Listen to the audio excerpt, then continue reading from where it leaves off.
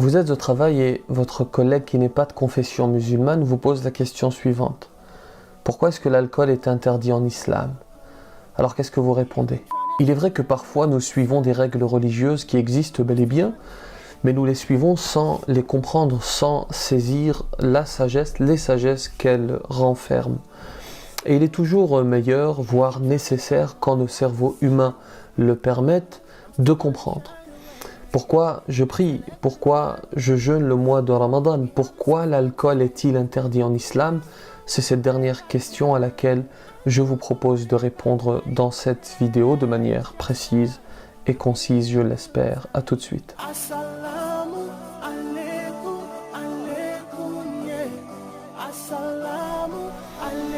Bismillahirrahmanirrahim. Assalamu alaikum wa rahmatullahi wa barakatuh. Bonjour à toutes et à tous.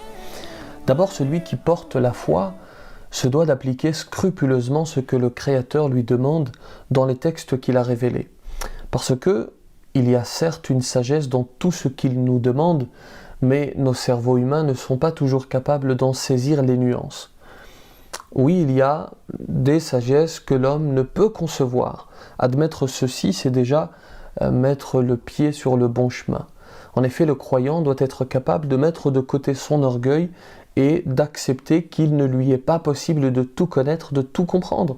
Écraser son ego devant l'infinie sagesse du divin, voilà une action sur laquelle le croyant se doit de travailler. Il y a cependant des questions comme celles que nous nous posons aujourd'hui, auxquelles nous pouvons tout à fait répondre. La sagesse est ici humainement compréhensible et est même révélée dans le Coran. Mais avant tout, j'aimerais que l'on se pose une autre question qui peut vous paraître particulière. L'alcool est-il vraiment interdit en islam?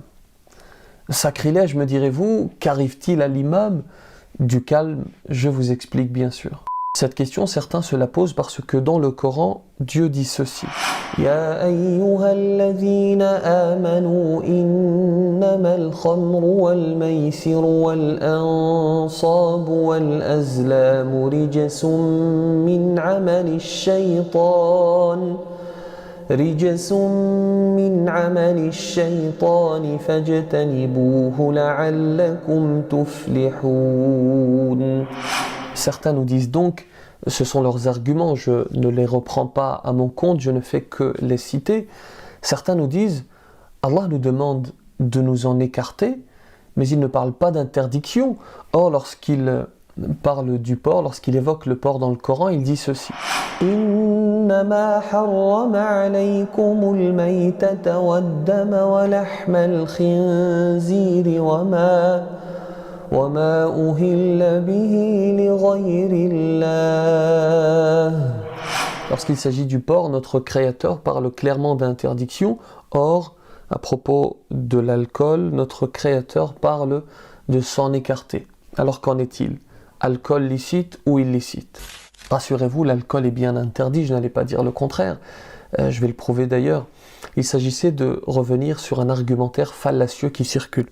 Cette interdiction de l'alcool s'est d'ailleurs faite de manière graduelle pour les compagnons du prophète, que la paix soit sur lui. On la voit, cette gradation, dans différents versets. Allah parle d'abord de grands péchés, puis d'interdiction pendant la prière, avant d'évoquer le fait de nous en écarter. Ensuite, dans le 3e verset, le Créateur parle de l'alcool comme d'une abomination œuvre du diable, rijsum min amali shaytan, qui par définition est interdite. Vous imaginez bien que l'abomination œuvre du diable n'est pas autorisée. Enfin, pour terminer sur ce point, en fait, al-ijtinab, le fait de s'écarter d'une action, est encore plus large que l'interdiction. Non seulement c'est interdit, mais en plus il faut s'en éloigner, s'en écarter. On pourrait faire le parallèle avec la fornication. Dieu dit dans le Coran, Wala taqrabu zina, ne vous approchez pas de la fornication. Le terme interdiction n'est pas utilisé ici, mais on comprend tout à fait qu'il s'agit bien d'une interdiction, et même plus que cela, puisqu'il s'agit même de ne pas s'en approcher. Ainsi, non seulement l'alcool est interdit, mais en plus, toutes les activités liées à cette boisson sont également interdites, comme indiqué dans la tradition prophétique authentique qui s'affiche à l'écran. Faites pause si vous souhaitez la lire. Alors pour quelle raison l'alcool est-il interdit en islam? En fait, il y a une règle. même s'il y a du bien dans une chose, lorsqu'elle comporte plus de négatif que de positif, elle devient interdite.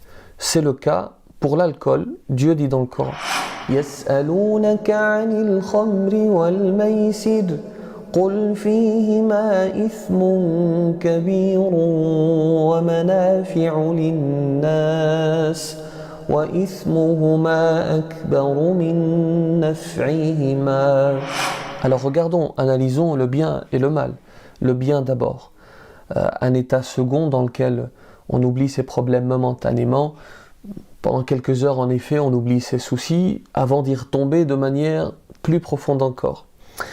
Deuxièmement, on l'utilisait, cet alcool, on l'utilisait jadis comme remède, entre guillemets. Et puis surtout, et c'est le troisième point, c'est lucratif, très lucratif. Aujourd'hui, il y a encore des musulmans qui continuent à vendre de l'alcool sous prétexte qu'ils ne pourraient s'en sortir s'ils le retiraient des rayons, oubliant au passage que le Créateur met la baraka et facilite à celui qui lui obéit en le retirant des rayons par exemple. Le mal maintenant est, je ne vais pas être exhaustif, un état second qui amène certes à oublier ses soucis, mais aussi à un comportement inacceptable, incontrôlable. L'homme n'est plus maître de lui-même, il est capable de commettre tous les vices. Il peut, en une fraction de seconde, briser une amitié, perdre son travail, voire perdre la vie. Une boisson qui, en effet, augmente le risque d'accident. Il suffit de voir à quel point les différents États, et même la France, interdisent l'alcool au volant.